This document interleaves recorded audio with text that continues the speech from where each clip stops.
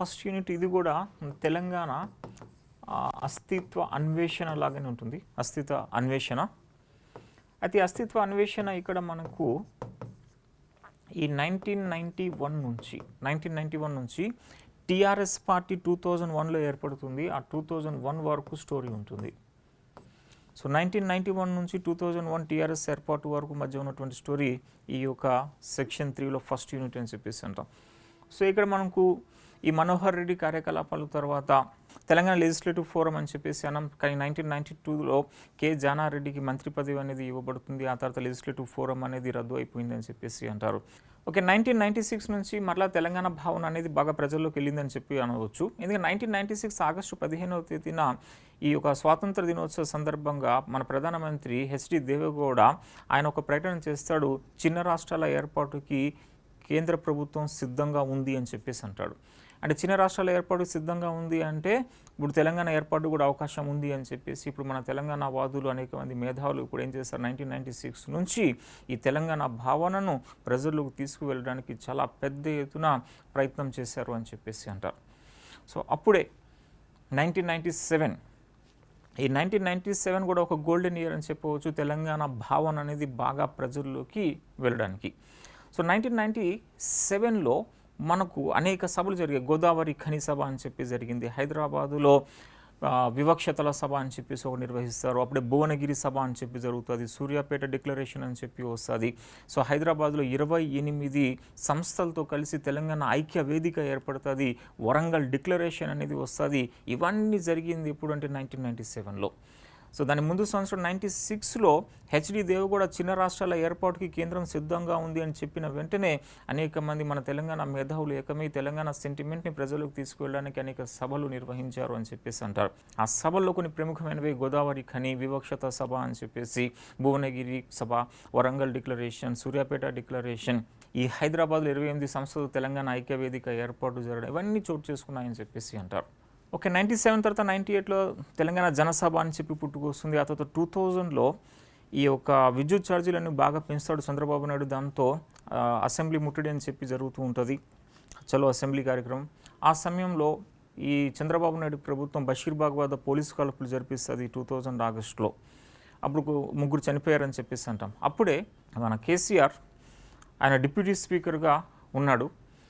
కేసీఆర్ ఏం చేస్తాడంటే మన చంద్రబాబుకు ఒక ఉత్తరం రాస్తూ ఆయన అంటాడు, ఈ విద్యుత్ ఛార్జీల పెంపు కారణంగా తెలంగాణ రైతు యొక్క గోచి కూడా ఊడిపోతుంది అని చెప్పేసి అంటాడు.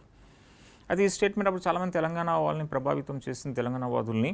అప్పుడు ప్రొఫెసర్ జయశంకర్ మన యొక్క కేసీఆర్ని పిలిపించి ఆ కేసీఆర్ తెలంగాణ జరుగుతున్న అన్యాయాలనేది వివరిస్తాడు. ఆ తర్వాత ఒక రాజకీయ పార్టీని ఏర్పాటు చేస్తాడు తెలంగాణ రాష్ట్ర సాధన కోసం. సో ఆ విధంగా ఇప్పుడు టీఆర్ఎస్ పార్టీ అనేది 2001 ఏప్రిల్ 27వ తేదీన కొండ లక్ష్మణ్ బాపూజీ యొక్క ఇల్లు అయినటువంటి జలదృశ్యంలో ఏర్పాటు చేయబడిందని చెప్పేసి అంటారు 2001 ఏప్రిల్ 27. సో ఆ విధంగా టీఆర్ఎస్ పార్టీ ఆవిర్భావం వరకు స్టోరీ ఉంటుంది. నెక్స్ట్ ఈ యొక్క సెక్షన్ 3లో యూనిట్ నెంబర్ 2 యొక్క స్టోరీ, దీని డీటెయిల్ స్టోరీ మళ్ళీ చూస్తాం. ఇప్పుడు జస్ట్ ఒక పెరిఫెరల్ స్ట్రక్చర్ మీకు ఇస్తున్నా. 2001 నుంచి 2009 మధ్య టీఆర్ఎస్ పార్టీ ఆవిర్భావం దగ్గర నుంచి ఇక టీఆర్ఎస్ పార్టీ చేపట్టిన వివిధ కార్యకలాపాలు. 2004లో అప్పుడు ఈ యొక్క యూపీఏతో కలిసి ఎన్నికల్లో పోటీ చేయడం, మన కేసీఆర్ కేంద్రంలో కార్మిక శాఖ మంత్రి అవ్వడం, ఇవన్నీ తర్వాత రాజీనామా చేసడం, ఇవన్నీ స్టోరీలు మనకి వస్తాయి.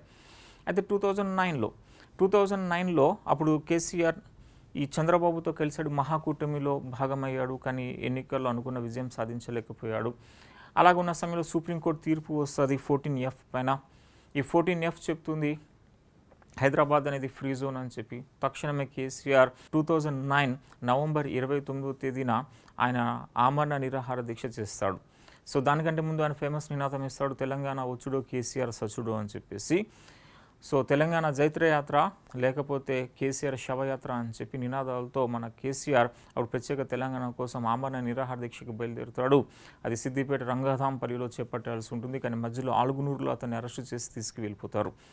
సో ఖమ్మం జైలుకి తరలించారని చెప్పేసి అంటాం. సో ఆ తర్వాత నిరాహార దీక్ష కంటిన్యూ అవుతుంది. అప్పుడు ఆయన ఆరోగ్య స్థితి బాగా క్షీణిస్తుంది. దాంతో చాలా అలజడులు, హింసాత్మక సంఘటనలు చోటు చేసుకుంటూ ఉంటాయి. అప్పుడు కేంద్ర ప్రభుత్వం ఏం చేస్తుంది అంటే ఈ తెలంగాణ ఏర్పాటు ప్రక్రియ ప్రారంభిస్తున్నట్లుగా చిదంబరం చేత, అప్పుడు హోంమంత్రిగా ఉన్నటువంటి చిదంబరం చేత ఒక ప్రకటన చేస్తుంది డిసెంబర్ 9వ తేదీన. సో ఆ విధంగా 2009 డిసెంబర్ 9న చిదంబరం ప్రకటన 1 వస్తుంది. సో ఏమంటుంది, తెలంగాణ ఏర్పాటు ప్రక్రియ ప్రారంభించాం, తర్వాత అసెంబ్లీలో బిల్లు ప్రవేశపెడతామని చెప్పి. అయితే తక్షణమే ఆంధ్రాలో ఉద్యమాలు స్టార్ట్ అయిపోతాయి ఈ తెలంగాణ ఏర్పాటును వ్యతిరేకిస్తూ. దాంతో చిదంబరం ఏం చేస్తాడు, డిసెంబర్ 23వ తేదీన రెండవ ప్రకటన చేస్తాడు.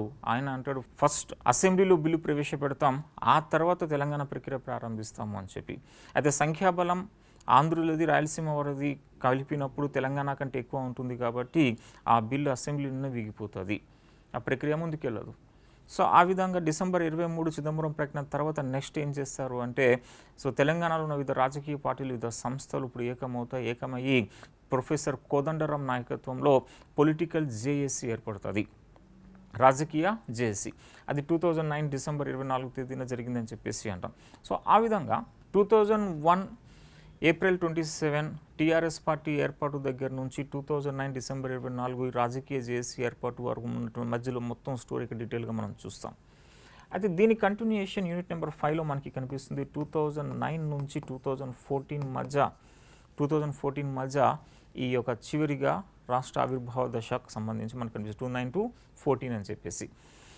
అయితే ఈ మధ్యలో 2009లో కేంద్రం చెప్తుంది, ఇప్పుడు పొలిటికల్గా తెలంగాణకి ఫేవర్గా నిర్ణయం తీసుకుంటే ఆంధ్రాలో హింసాత్మక సంఘటనలు చోటు చేసుకుంటాయి, ఆంధ్రాకి ఫేవర్గా తీసుకుంటే నిర్ణయం తెలంగాణలో హింసాత్మక చర్యలు చోటు చేసుకున్నాయి. సో కాబట్టి ఆంధ్రప్రదేశ్లో ఉన్నటువంటి మొత్తం స్థితిగతులను అధ్యయనం చేసి తగిన సూచనలు చేయడం కోసం నెక్స్ట్ ఇయర్ 2010లో శ్రీకృష్ణ కమిటీ అనేది అపాయింట్ చేయబడుతుంది.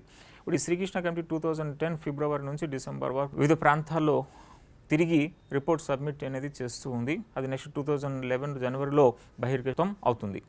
అది ఇమీడియట్లీ అది మనకి అంతగా ఫేవర్గా ఉండదు. శ్రీకృష్ణ ఆయన 6 ప్రతిపాదనలు చేస్తాడు. సో దీంతో తెలంగాణలో మరలా ఉద్యమాలు అన్నీ స్టార్ట్ అవుతాయి. సో 2011లో మన రాజకీయ జేఏసీ 11 and 12లో అనేక యాక్టివిటీస్ అనేది చేపడుతుంది. ఓకే, 2010లో శ్రీకృష్ణ కమిటీ వచ్చింది, దాని యొక్క నివేదిక అనేది సమర్పించబడింది. 2011లో అది బహిర్గతమైన తర్వాత 2011 and 12లో మనకి పెద్ద ఎత్తున తెలంగాణ రాష్ట్రం కోసం ఉద్యమాలు అనేవి జరుగుతూ వస్తాయి. దాంట్లో పొలిటికల్ జేఏసీ వాళ్ళు అనేక కార్యక్రమాలు చేపడతారు, అనేకం ఉంటాయి. ఈ వంట వార్పు అనే కార్యక్రమంతో మిలియన్ మార్చ్ అని చెప్పి, సకల జనుల సమ్మె అని చెప్పేసి, సాగర హారము అని చెప్పి, ఇలా డిఫరెంట్ కార్యకలాపాలను అవి చేపడతారు. సో ఫైనల్గా అప్పుడు ఢిల్లీలో 2వ అఖిలపక్ష సమావేశం 2012 డిసెంబర్ 28న జరుగుతుంది సుశీల్ కుమార్ షిండే నేతృత్వంలో. సో దాంట్లో తెలంగాణ అనుకూల నిర్ణయం తీసుకున్నారని చెప్పేసి అంటారు. ఆ తర్వాత మనకి పార్టిషన్ కమిటీ ఏకే యాంటోనీ నేతృత్వంలో వస్తుంది. ఆ తర్వాత గ్రూప్ ఆఫ్ మినిస్టర్స్ కమిటీ అనేది కూడా ఏకే యాంటోనీ నేతృత్వంలో వస్తుంది. సో ఫైనల్గా ఈ యొక్క తెలంగాణ రాష్ట్ర ఏర్పాటుకి చర్యలు అనేవి, రాజ్యాంగపరమైన చర్యలు అనేవి తీసుకోబడ్డాయని చెప్పేసి అంటారు. సో అలా 2014 వరకు స్టోరీ, మొత్తం డీటెయిల్ స్టోరీ మనం చూడబోతున్నాం. సో అలా ఏం జరిగిందని చెప్పి మొత్తం స్టోరీ.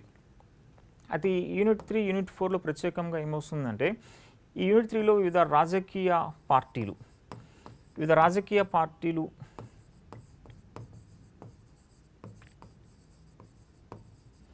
మరియు జేఏసీల యొక్క పాత్ర అని చెప్పి వస్తుంది. సో రాజకీయ పార్టీలు జేఏసీల యొక్క పాత్ర అని చెప్పి, ఇక్కడ మెయిన్లీ వివిధ వర్గాల లేదా వ్యక్తుల పాత్ర. సో వివిధ వర్గాలు, వ్యక్తుల యొక్క పాత్ర. సో వివిధ వర్గాలు అంటే మనకి ఈ యొక్క జర్నలిస్టులు, వైద్యులు, విద్యార్థులు, ఎన్ఆర్ఐలు, అనేక సాఫ్ట్వేర్ రంగంకి చెందిన వారు, మహిళలు, కవులు, రచయితలు, గాయకులు, వీళ్ళందరూ వారి యొక్క పాత్ర. అంటే రాజకీయ పార్టీలు, వివిధ జేఏసీలు, వివిధ ఇండివిజువల్స్, గాయకులు, సో మొత్తం అంతా వివిధ వర్గాలకు సంబంధించి, వివిధ సంస్థలకు సంబంధించి తెలంగాణ కోసం వాళ్ళు ఏమేమి చేశారని చెప్పి మొత్తం స్టోరీ అనేది ఈ 2 యూనిట్లు మనకి కనిపిస్తుంది. సో ఇది ఓవరాల్ పెరిఫెరల్ స్ట్రక్చర్. ఇది మన సిలబస్లోకి ఎంటర్ కాలేదు చెప్పాలంటే, సిలబస్ యొక్క పెరిఫెరల్ స్ట్రక్చర్ మనం చూసాం సింపుల్ అండర్స్టాండింగ్ కోసం. ఓకే, ఆ సింపుల్ అండర్స్టాండింగ్ ఒక్కసారి మనం చూస్తే సెక్షన్ 1 అని చెప్పి అంటున్నాం. ఈ సెక్షన్ 1 ఏంటంటే తెలంగాణ భావన అని చెప్పేసి అంటారు. ఇది తెలంగాణ భావన, ఐడియా ఆఫ్ తెలంగాణ. ఈ తెలంగాణ భావన 1948 నుంచి 70 మధ్య స్టోరీ. ఆ స్టోరీలో యూనిట్ నెంబర్ 1కి మనకి 1952కి ముందు చరిత్ర వస్తుంది, యూనిట్ 2లో 52 నుంచి 56 మధ్య చరిత్ర, 3లో 56 నుంచి 68 మధ్య చరిత్ర, అండ్ 4 and 5లో మొత్తం 1960 తెలంగాణ ఉద్యమం సంబంధించి ఉంది అని చెప్పాను. అదే సెక్షన్ 2కి వచ్చేసరికి దీన్ని అంటారు మొబిలైజేషన్ ఫేజ్ అని చెప్పి అంటారు, సమీకరణ దశ అని చెప్పి అంటారు. ఇది సమీకరణ దశ, ఇది మొబిలైజేషన్ ఫేజ్. ఈ మొబిలైజేషన్ ఫేజ్లో మనకి కనిపించేది ఏంటంటే ఒక్కొక్క యూనిట్ ఒక్కొక్క అంశం రిలేటెడ్గా ఉంటుంది. అది యూనిట్ 1లో నియామక ప్రక్రియ, ముల్కీ కేసుల దగ్గర నుంచి గిర్గాని కమిషన్ మొత్తం స్టోరీ డీటెయిల్గా వస్తుంది. ఇక్కడ నక్సలిజం 1969 నక్సలిజం దగ్గర నుంచి 2004లో ఈ యొక్క వైఎస్ఆర్ నక్సలిజంపై నిషేధం ఎత్తివేసి ఆ తర్వాత జరిగిన కొన్ని సంఘటనలు కూడా ఈ నక్సలిజంలో మనకి కవర్ అవుతాయి. ఇక యూనిట్ 3లో ఎన్టీఆర్ పాలన, దాని ప్రభావం, ఆ ప్రభావం వివిధ రంగాలపైన మనకు కనిపిస్తుంది. ఆ ప్రభావం ఏంటో మనం చూసుకుంటాం. యూనిట్ 4 ఎస్పెషల్లీ చంద్రబాబు నాయుడు యొక్క పాలనా సంస్కరణలు ఉంటే దాంట్లో భాగంగా మన తెలంగాణ రైతులు, చేనేతకారులు ప్రభావితం అవుతారు, అదేంటో తెలుసుకోవాలి. అది ఎన్టీఆర్ పాలనా కాలంలో ప్రధానంగా తెలంగాణ అస్తిత్వం అనేది అణిచివేయబడింది అని చెప్పేసి అంటారు. ఇప్పుడు అస్తిత్వాన్ని వెలికి తీసి ప్రజలకు తీసుకెళ్లడం కోసం ప్రయత్నాలు జరుగుతాయి. అది ఎలా జరిగిందని తెలుసుకోవడం యూనిట్ నెంబర్ 5. ఇక నెక్స్ట్ వస్తే దీని కంటిన్యూయేషన్ సెక్షన్ 3లో మనకు ఫస్ట్ కనిపిస్తుంది. సో 1991 నుంచి 2001 మధ్యకాలంలో ఈ యొక్క టీఆర్ఎస్ పార్టీ ఏర్పడినంత వరకు స్టోరీ. ఈ 1996లో హెచ్డి దేవగౌడ యొక్క చిన్న రాష్ట్రాల ఏర్పాటు గురించి ప్రకటన చేయడం, ఆ నెక్స్ట్ 97లో అనేక సభలు జరగడం, మెయిన్లీ ఆ భువనగిరి, సూర్యాపేట డిక్లరేషన్, వరంగల్ డిక్లరేషన్ అని 28 సంస్థలతో కలిసి తెలంగాణ ఐక్య వేదిక ఏర్పాటు, ఇవన్నీ కూడా మనకి వస్తాయి. ఇప్పుడు ఈ సెక్షన్ 3ని, ఈ సెక్షన్ 3 ఏమంటారు అంటే ఆవిర్భావ దశ అని చెప్పేసి అంటారు. దీన్ని ఆవిర్భావ దశ. So towards the formation of Telangana అని చెప్పేసి అంటారు. 2001లో టీఆర్ఎస్ పార్టీ ఏర్పడిన దగ్గర నుంచి 2009 రాజకీయ జేఏసీ ఏర్పడినంత వరకు స్టోరీ యూనిట్ నెంబర్ 2లో వస్తుంది. దాని యొక్క కంటిన్యూషన్ 5th యూనిట్లో 2009 నుంచి 14 మధ్య స్టోరీ, అది రాష్ట్రం ఆవిర్భావం వరకు. అయితే ఈ యూనిట్ నెంబర్ 3 and 4లో మొత్తం ఓవరాల్గా స్టోరీ ఏమొస్తుందంటే వివిధ రాజకీయ పార్టీలు, కాంగ్రెస్ పార్టీ, బీజేపీ, ఈ యొక్క టీఆర్ఎస్ పార్టీ, సిపిఐ, సిపిఎం, ఈ పార్టీలన్నీ ఏమేమి చేశాయి అని చెప్పి స్టోరీ. వివిధ జేఏసీలు ఉంటాయి, ఆ జేఏసీల పాత్ర ఏంటి, వివిధ వర్గాల వాళ్ళు ఉన్నారు, లైక్ గాయకులు ఉన్నారు, కవులు ఉన్నారు, రచయితలు ఉన్నారు, వైద్యులు, విద్యార్థులు, జర్నలిస్టులు, ఎసెట్రా వీళ్ళందరూ ఏం చేశారు ఈ తెలంగాణ కోసం, ఒక్కొక్కటి సంబంధించి డీటెయిల్ స్టోరీ ఇక్కడ మనకి వస్తుంది. ఇది ఓవరాల్గా మనకు తెలంగాణ ఉద్యమానికి సంబంధించినటువంటి అంశాలు. అయితే ఇప్పుడు ఒక్కొక్క దాంట్లోకి మనం ప్రవేశించి డీటెయిల్గా మనం చూద్దాం ఈ సిలబస్కి సంబంధించి. తెలంగాణ ఉద్యమ చరిత్ర అంటే గ్రూప్ 1కి, గ్రూప్ 2కి, ఇంకా ఎస్ఐ, పీసీ అందరికీ కూడా ఇదే మెయిన్గా ఉంటుంది. సో దీన్ని మనం డీటెయిల్గా తెలుసుకుంటాం. అయితే లోతు అనేది పెరుగుతుంది. గ్రూప్ 1, గ్రూప్ 2 స్థాయికి లోతు, ఎస్ఎస్ఐకి లోతు ఒకలాగా ఉంటుంది, పీసీలకి లోతు అనేది ఇంకోలా ఉంటుంది, అంటే ఆ సబ్జెక్ట్ యొక్క డెప్త్. సో ఇప్పుడు మనం 1952కి ముందు ఉన్న చరిత్ర ఏంటి అంటే సిలబస్లో ఆ వర్డింగ్స్తో సహా మనం ఇప్పుడు ఏం పేర్కొన్నాడు అని చెప్పి చూసి దాని యొక్క బ్రీఫ్ డిస్క్రిప్షన్ అనేది తెలుసుకుందాం.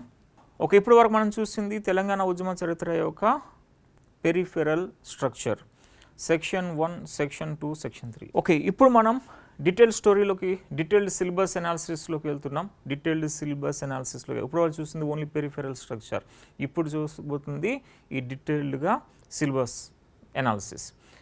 సో తెలంగాణ ఉద్యమం మరియు రాష్ట్ర ఆవిర్భావం అని చెప్పేసి అంటారు. So Telangana movement and state formation. So ఇందులో సెక్షన్ 1 అని చెప్పేసి అన్నాం కదా. సెక్షన్ 1 అంటే 1948 నుంచి 1970 మధ్య స్టోరీ అన్నాం. ఇదే తెలంగాణ భావన అని చెప్పేసి అంటారు. ఈ తెలంగాణ భావన ఇంగ్లీష్లో అంటాం the idea of Telangana, the idea of Telangana, section 1. Okay, section 1లో మొత్తం 5 యూనిట్స్ ఉన్నాయని చెప్పేసి అన్నాం, 5 యూనిట్స్. అందులో ఇక్కడ యూనిట్ 1 అని చెప్పి అన్నాం, యూనిట్ 1. ఈ యూనిట్ 1లో మీరు రీకలెక్ట్ చేయండి. యూనిట్ 1, ఈ యూనిట్ 1 ఏం చెప్పి అన్నాం, 1952కి ముందు చరిత్ర ఏంటి అన్నాం. 1952కి ముందు చరిత్ర ఏంటి? సో ఏంటి ఆ 1952కి ఉన్న ముందు చరిత్ర? మనం డైరెక్ట్గా 1948 నుంచి స్టార్ట్ చేసాం. 1948లో నిజాం పాలన అంతమైపోయింది. ఆ తర్వాత జనరల్ చౌదరి, తర్వాత ఎంకేలి వెల్లోడి పరిపాలన వచ్చింది. ఆ సమయంలో వేరే ప్రాంతం వాళ్ళు ఇక్కడికి వచ్చేసారని స్టోరీ వెళ్ళిపోతే సో అది కంటిన్యూషన్ అవ్వదు మనకి. ఇప్పుడు ఒక ఉద్యమం గురించి మనం సక్రమంగా తెలుసుకోవాలంటే దాని యొక్క జెనసిస్లోకి మనకు వెళ్ళాలి. జెనసిస్లోకి నేపథ్యం, చారిత్రక నేపథ్యం అని చెప్పేసి అంటారు. సో దీని ఫస్ట్ యూనిట్ ఇది. ఈ ఫస్ట్ 1952కి ముందు చరిత్ర అంటే ఇది మనం చారిత్రక నేపథ్యంలో ప్రాచీన యుగం నుంచి తీసుకురావాలి. అదే వాడు సిలబస్లో పేర్కొన్నది. ఓకే, యూనిట్ 1లో 1952కి ముందు చరిత్ర. 1952కి ముందు చరిత్ర. ఇప్పుడు 1952కి ముందు చరిత్రలో సిలబస్లో వాళ్ళు వర్డింగ్స్ ఏమి ఇచ్చాడంటే చారిత్రక నేపథ్యం అని చెప్పేసి అన్నాడు. ఓకే, చారిత్రక నేపథ్యము అంటే మనకి దీంట్లో ఈ చారిత్రక నేపథ్యంలో మనకి భౌగోళిక సామాజిక సాంస్కృతిక రాజకీయ ఆర్థికపరమైనటువంటి అంశాలు ఏమున్నాయి. ఇక దీంట్లోనే మన ప్రజలు ఎట్లా ఉన్నారు ఇక్కడ, ఇక తెలంగాణలో ఉన్న ప్రముఖ ప్రాంతాలు ఏమున్నాయి, ఇవన్నీ చారిత్రక నేపథ్యం కిందకి వస్తాయి. ఒక ప్రాంతం యొక్క చరిత్రను మనం అర్థం చేసుకోవాలి అంటే ఆ ప్రాంతం యొక్క భౌగోళిక పరిస్థితులను మనం అర్థం చేసుకోవాలి ఫస్ట్. సో అందువల్ల చారిత్రక నేపథ్యంలో ఫస్ట్ మనకి ఏంటంటే ఆ భౌగోళికపరమైనటువంటి పరిస్థితులు ఏంది అని చెప్పి బ్రీఫ్గా తెలుసుకోవాల్సిన అవసరం ఉంది. అప్పుడే ఆ చరిత్ర మనకు అర్థమవుతుంది. ఆ తర్వాత ఆ ప్రాంతంలో ప్రజల యొక్క సామాజిక సాంస్కృతిక పరమైన జీవన విధానం ఎట్లా ఉందో మనకు తెలుసుకోవాలి. ఆ తర్వాత పొలిటికల్ స్ట్రక్చర్ అనేది అప్పుడు గతంలో ఎట్లా ఉండదో మనకు తెలుసుకోవాలి. ఆ తర్వాత అక్కడ ఆర్థికపరమైన కార్యకలాపాలు ఎట్లా ఉన్నాయో మనం తెలుసుకోవాలి. అప్పుడే మనకి ఈ యొక్క ఉద్యమం పైన పూర్తి అవగాహన అనేది ఏర్పడుతుంది. సో తెలంగాణలో భౌగోళికపరమైన అంశాలు, తెలంగాణలో సామాజిక సాంస్కృతిక పరమైనటువంటి పరిస్థితులు, తెలంగాణలో రాజకీయ పరిస్థితులు, తెలంగాణ ఆర్థిక పరిస్థితులు, వీటిపైన అవగాహన వస్తే మనకి ఉద్యమం అనేది ఈజీగా అర్థమవుతుంది. సో కాబట్టి సిలబస్లో మన మేధావులు ఫస్ట్ పెట్టింది చారిత్రక నేపథ్యం, హిస్టారికల్ బ్యాక్గ్రౌండ్ అని చెప్పేసి అన్నారు. Historical background. ఓకే, ఆ హిస్టారికల్ బ్యాక్గ్రౌండ్లో ఏం చెప్పి అన్నారు, స్వదేశీ సంస్థానంలో ప్రత్యేక సాంస్కృతిక ప్రాంతంగా తెలంగాణ, అంటే ఈ సామాజిక సాంస్కృతిక పరమైన పరిస్థితులు ఇక్కడ దాన్ని చూస్తాం. నెక్స్ట్ భౌగోళిక పరమైన పరిస్థితులు సేమ్, మళ్ళీ ఆ సాంస్కృతిక సామాజిక పరిస్థితులు అది సేమ్, రాజకీయపరమైన పరిస్థితులు, ఆర్థికపరమైన పరిస్థితులు. సో అంటే మన ఈ చారిత్రక నేపథ్యంలో మనం తెలుసుకోవాల్సింది ఏంటంటే భౌగోళిక సామాజిక సాంస్కృతిక రాజకీయ ఆర్థిక పరిస్థితులు ఫస్ట్ మనం బ్రీఫ్గా తెలుసుకోవాల్సి ఉంటుంది. ఓకే, ఒక ఎగ్జాంపుల్కి మన సిలబస్ మనం చాప్టర్ స్టార్ట్ చేసేటప్పుడు దాంట్లో ఎలాగా మనం ఒక్కొక్కటి డీటెయిల్గా వెళ్తూ ఉంటాం. సిలబస్ అనాలిసిస్లో భాగంగా ఇక్కడ తెలంగాణ భౌగోళిక పరంగా ఏంది చారిత్రక నేపథ్యం కలిగి ఉంది, భౌగోళికంగా చారిత్రక నేపథ్యం ఏముంది మన యొక్క తెలంగాణకి. ఒక తెలంగాణని భౌగోళికంగా మనం స్టడీ చేస్తున్నప్పుడు చారిత్రకంగా ఇంపార్టెన్స్ ఏముంది భౌగోళికంగా మన తెలంగాణకి అంటే, తెలంగాణ సహజ సరిహద్దులు కలిగినటువంటి ప్రాంతం అని చెప్పేసి అంటారు. తెలంగాణ ప్రత్యేకత ఏంటంటే భౌగోళికంగా సహజ సరిహద్దులు, నేచురల్ బౌండరీస్ కలిగి ఉన్నటువంటి ప్లేస్ అని చెప్పేసి అంటాం. ఇప్పుడు ఈ తెలంగాణ ఉత్తరంలో మనకి గోదావరి నది వస్తుంది, దక్షిణంలో కృష్ణా నది, ఈ యొక్క పశ్చిమ ప్రాంతంలో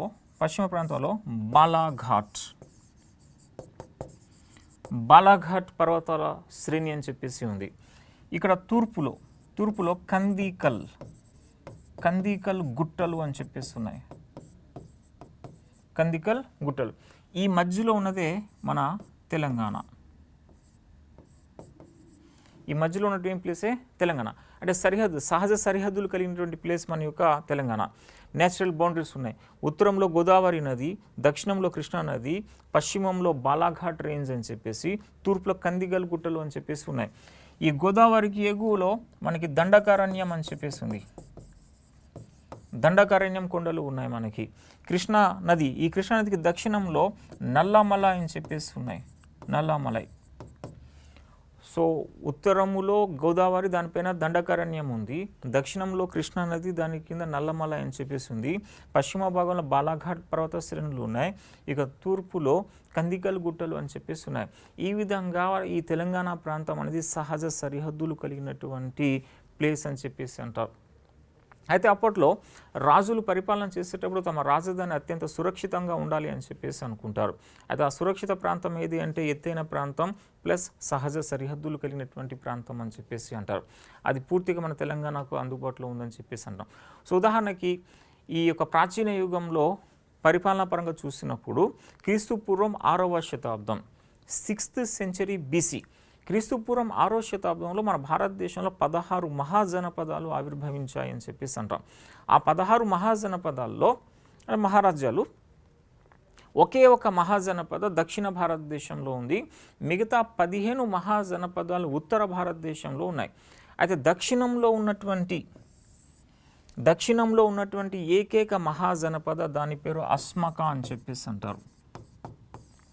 ఏకైక మహాజనపద దక్షిణంలో ఉంది అస్మక.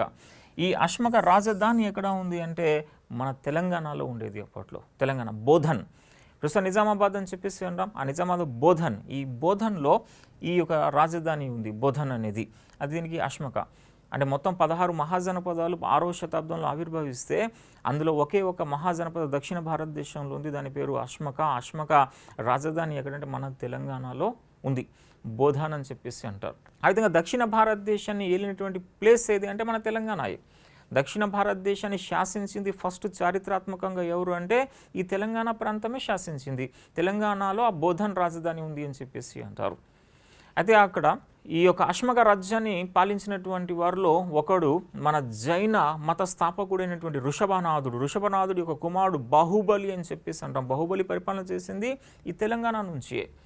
సో బాహుబలి ఆయన జైనంతో ప్రభావితమైన తర్వాత రాజ్యాన్ని త్యజించేసి ఆయన శ్రావణ బెలుగోలాకి వెళ్ళిపోయి శ్రావణ బెలుగోలాలో ఆయన నుంచుండి స్టాండింగ్ పొజిషన్లో ఆయన తపస్సు చేశాడని చెప్పి అంటారు. ఆ తపస్సులోనే ఆయన కైవల్యం పొందాడు అని చెప్పేసి అంటారు.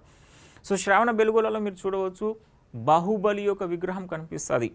ఆయన గోమఠీశ్వర విగ్రహం అని చెప్పేసి అంటాం. బాహుబలి స్టాండింగ్ పొజిషన్లో ఆయన తపస్సు చేస్తున్నట్టుగా ఉంటుంది. ఆయన సంవత్సరాల పాటు అలాగా స్టాండింగ్ పొజిషన్లో తపస్సు చేశాడట బాహుబలి. ఆయన చుట్టూ చెట్లు క్రీపర్స్ అనేవి వస్తాయి, పాములు చుట్టేసి ఉంటాయి, అయినా కూడా ఆయన డిస్టర్బ్ కాకుండా తపస్సు చేసుకుంటూ వెళ్ళాడని చెప్పాడు. ఈ బాహుబలి ఎక్కడి నుంచి పాలించాడంటే మన తెలంగాణ ప్రాంతం నుంచి పాలించిన వాడే. అంటే ఈ అస్మక రాజ్యంలో బావరి అని చెప్పి ఉంటాడు. ఈ బావరి అనేవాడే బౌద్ధ మతాన్ని వ్యాప్తి చేశాడని చెప్పి సుత్తనిపాతం అనే పుస్తకం పేర్కొంటూ ఉంటుంది మనకి. సరే, తెలంగాణకు ఒక ప్రత్యేక ఐడెంటిటీ ఉంది. భౌగోళికంగా గొప్ప ఐడెంటిటీ ఉండడం కారణంగానే ప్రాచీన యుగంలోనే అది శాసనం చేసింది అని చెప్పి అంటాం. ఆ తర్వాత కాలంలో కూడా అనేక రాజ్యాలు పుట్టుకు వస్తాయి కదా. ఆ రాజ్యాలు పుట్టుకొచ్చినప్పుడు వాళ్ళు పరిపాలన చేసింది తెలంగాణ ప్రాంతం నుంచే. ఇప్పుడు ఆంధ్ర ప్లస్ తెలంగాణ, ఆంధ్రప్రదేశ్ అని చెప్పి అంటాం. అంటే ఉమ్మడి ఆంధ్రప్రదేశ్. ఈ ఉమ్మడి ఆంధ్రప్రదేశ్ని పరిపాలన చేసేటప్పుడు రాజధాని ఆంధ్రాలో ఉండేది కాదు, తెలంగాణలోనే ఉండేది. ఉదాహరణకి శాతవాహనులు మనం చూడవచ్చు. శాతవాహనులు ఫస్ట్ పాలించింది కోటిలింగాలు. ఇక్ష్వాకులు వస్తారు, విజయపురి నుంచి పాలించారు అని చెప్పేసి అంటాం. మనకి నెక్స్ట్ మన పాలకుల్లో యునైటెడ్గా పరిపాలన చేసిన వారిలో కాకతీయులు కనిపిస్తారు. ఈ కాకతీయులు పరిపాలన చేసింది వరంగల్, తెలంగాణ ప్రాంతమే. ఆ తర్వాత కుతుబ్ షాహీలు పరిపాలన చేశారు యునైటెడ్గా, రాజధాని గోల్కొండ, తెలంగాణ ప్రాంతం. తర్వాత అసఫ్ జాహీలు యునైటెడ్గా పరిపాలన చేస్తారు నిజాం అలీ వరకు కూడా, రాజధాని హైదరాబాద్. సో ఈ విధంగా ఈ యొక్క ఉమ్మడి ప్రాంతాన్ని పరిపాలన చేసేటప్పుడు కూడా రాజధాని ఎక్కడ ఉండేది అంటే తెలంగాణలో ఉండేది అని చెప్పేసి అంటారు. సో ఈ విధంగా భౌగోళికంగా ఇంపార్టెన్స్ కలిగినటువంటి ప్రాంతం మన యొక్క తెలంగాణ. సో దీన్ని మనం ఒక ఆస్పిరెంట్గా తెలంగాణ ఉద్యమాన్ని అర్థం చేసుకునేటప్పుడు ఈ చారిత్రక నేపథ్యం మనకి తెలియాలి. అంటే భౌగోళిక స్వరూపం అనేది మనకి ఏంటో తెలియాల్సి ఉంది, దాని ఇంపార్టెన్స్ ఏంటో మనకు తెలియాల్సి ఉంది. సో ఈ విధంగా తెలంగాణ భౌగోళికంగా సహజ సరిహద్దులు కలిగినటువంటి ప్లేస్ అని చెప్పేసి అంటాం. ఇక ఈ తెలంగాణ అనే పదం అని చెప్పి అంటాం. తెలంగాణ అనే పదం ఎక్కడి నుంచి వచ్చింది? 3 లింగాల నుంచి వచ్చింది. మల్లంపల్లి సోమశేఖర్ శర్మ ప్రకారంగా మనం చూస్తే, సో శివుడు 3 లింగాల రూపంలో ప్రతిష్ఠించబడ్డాడు అని చెప్పేసి అంటాం. శివుడు 3 లింగాలు, అది ఎక్కడ అంటే కాళేశ్వరం అని చెప్పి అంటాం. ఇక్కడ శ్రీశైలం, ఇక్కడ ద్రాక్షారామం, ఇక్కడ మనకి శివలింగాలు కనిపిస్తాయి. ఇవి 3 లింగాలు అని చెప్పేసి అంటారు. 3 లింగాలు, 3 లింగాస్ అని చెప్పి అంటారు. ఇప్పుడు ఈ 3 లింగాలు ఇది కనెక్టివిటీ చేస్తే ఇది ఒక ప్రాంతం. సో ఈ ప్రాంతాన్ని త్రిలింగ దేశము అని చెప్పేసి అంటారు.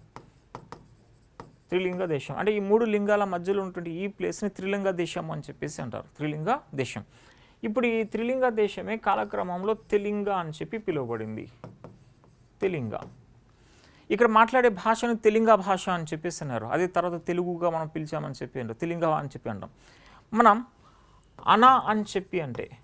అనా అంటే తెలంగాణలో దేశం అని చెప్పి అంటాం. తెలంగాణలో తొలి పదం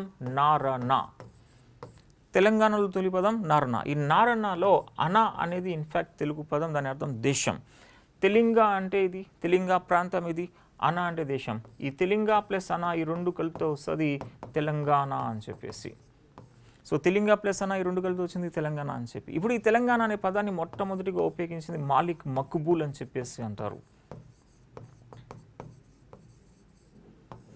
మాలిక్ మక్బూల్ ఫస్ట్ టైం ఈ తెలంగాణ అనే పదాన్ని వాడుకలోకి తీసుకొచ్చాడు అని చెప్పేసి అంటారు. ఈ మాలిక్ మక్బూల్ ఎవరో కాదు, మన యొక్క కాకతీయ చివరి రాజు రెండవ ప్రతాపరుద్రుడి యొక్క సేనాధిపతి గన్నమా నాయక ఆర్ యుగాంధర్. ఈ యుగాంధర్ లేదా గన్నమా నాయక అని చెప్పేసి అంటాం. ఈ గన్నమా నాయక 1323లో జునా ఖాన్ లేకపోతే ఈ యొక్క మొహమ్మద్ బిన్ తుగ్లక్ వరుగలుపై దాడి చేసినప్పుడు రెండవ ప్రతాపరుద్రుడితో పాటుగా గన్నమా నాయకాన్ని కూడా బందీ చేసి ఢిల్లీకి పంపించాడు. అయితే మార్గ మధ్యంలో నర్మదా నదిలో రెండవ ప్రతాపరుద్రుడికి ఆత్మహత్య చేసుకున్నాడు. గన్నమా నాయక ఢిల్లీకి వెళ్తాడు. ఢిల్లీలో ఆయన ఇస్లాం మతం స్వీకరించి మాలిక్ మక్బూల్గా పిలువబడ్డాడు. తర్వాత ఈ మాలిక్ మక్బూల్ వరంగల్, ఈ వరంగల్ని అప్పటికే సుల్తాన్పూర్ అని పేరు పెడతారు. ఈ వరంగల్ లేదా సుల్తాన్పూర్కి పాలకుడు అవుతాడు ఈ మాలిక్ మక్బూల్. కానీ ఆ తర్వాత రేఖపల్లిలో పాలకుడైనటువంటి కాపాయ నాయకుడు ఈ వరంగల్లో ఉన్నటువంటి గన్నమా నాయకని లేదా మలిక్ మక్బూల్ని ఓడిస్తాడు. అప్పుడు మాలిక్ మక్బూల్ ఢిల్లీకి వెళ్ళిపోతాడు. ఢిల్లీలో ఫిరోజ్ షా తుగ్లక్ యొక్క ప్రైమ్ మినిస్టర్గా నియమించబడతాడు.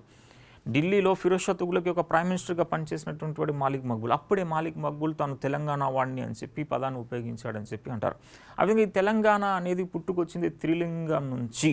ఈ తెలంగాణ పదాన్ని ఫస్ట్ వాడింది ఎవరంటే మాలిక్ మక్బూల్ అని చెప్పేసి అంటారు. తర్వాత అనేక మంది చరిత్రకారులు తమ పుస్తకాల్లో ఈ దక్షిణాన్ని మెన్షన్ చేసేటప్పుడు ఈ తెలంగాణ అనే పదాన్ని ఉపయోగించారు అని చెప్పేసి అంటాం. చారిత్రక నేపథ్యం అంటే మన తెలంగాణ ఉద్యమం గురించి తెలుసుకునేటప్పుడు ఈ తెలంగాణకు రిలేటెడ్గా కొన్ని చారిత్రకపరమైన ఇంపార్టెంట్ అంశాలు తెలుసుకోవడమే చారిత్రక నేపథ్యం. సో భౌగోళికంగా మనం చూసే సహజ సరిహద్దులు కలిగినటువంటి ప్లేస్ అని చెప్పి అన్నాం. ఇప్పుడు ఈ తెలంగాణ పదం అనేది ఈ త్రిలింగాల నుంచి పుట్టుకొచ్చిందని చెప్పేసి అంటాం.